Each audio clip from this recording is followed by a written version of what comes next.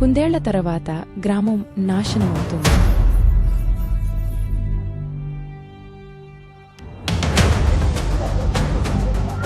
ఎనిమిది దిశల ఆలయం గ్రామం చుట్టూ ఉంటుంది. అది ఎలా జరిగిందో నేను ఏమైనా చేసుకున్నాను. అది సర్దుకుంటుంది, ఆందోళన.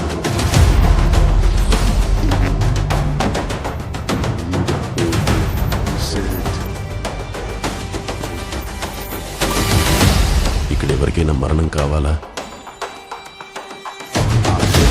చోట మరణాన్ని చూపిస్తుంది.